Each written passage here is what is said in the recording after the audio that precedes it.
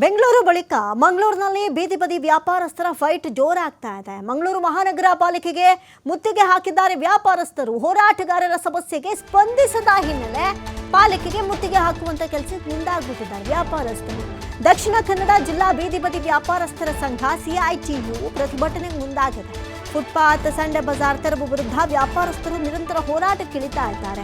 Sunday Bazaar ವ್ಯಾಪಾರಕ್ಕೆ ಮುಕ್ತ ಅವಕಾಶ ನೀಡಬೇಕು ಅಂತ ಹೇಳಿ ಒತ್ತಾಯದ ಕೂಗುಗಳು ಕೇಳಿಬರ್ತಾ ಇರೋದು. ನಿನ್ನೆ ಬೆಳಗ್ಗೆಯಿಂದ ಆರಂಭಗೊಂಡಿದೆ ಅಹೋರಾತ್ರಿ ಧರಣಿ. ನೋಡಿ, ದಕ್ಷಿಣ ಕನ್ನಡ ಜಿಲ್ಲಾ ಬೀದಿ ಬದಿ ವ್ಯಾಪಾರಸ್ಥರ ಸಂಘ ಏನಿದೆ ಸಿಐಟಿಯು ಪ್ರತಿಭಟನೆಗೆ ಮುಂದಾಗಿದೆ.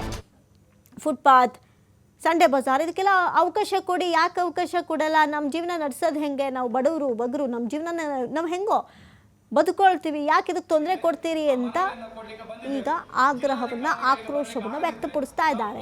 ನಿನ್ನೆ ಬೆಳಗ್ಗೆಯಿಂದ ಆರಂಭಗೊಂಡಿದೆ ಅಹೋರಾತ್ರಿ ಧರಣಿ ಇದು. ಆದರೆ ಹೋರಾಟಗಾರರ ಮನವಿಯನ್ನು ಆಲಿಸೋದಕ್ಕೆ ಅಧಿಕಾರಿಗಳು ಬಂದಿಲ್ಲ.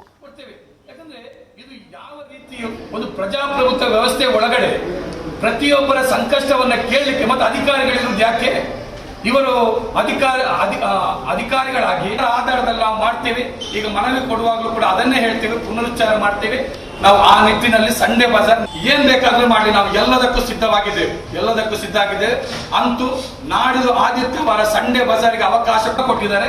ಅವರೆಲ್ಲರೂ ಕೂಡ ನಮ್ಮ ಜೊತೆ ಇದ್ದಾರೆ ಅಂತ ಹೇಳಿ ಭರವಸೆಯನ್ನು ಕೊಟ್ಟಿದ್ದಾರೆ. ಅದರ ಆಧಾರದಲ್ಲಿ ಮಂಗಳೂರಿನಲ್ಲಿ ಕಮಿಷನ್ ಹೇಳ್ತಾರೆ, ಯಾವುದೇ ವ್ಯವಸ್ಥೆ ಮಾಡೋದಿಲ್ಲ, ನೀವು ಏನ್ ಬೇಕಾದ್ರೂ ಮಾಡಿ ಅಂತ ಹೇಳ್ತಾರೆ.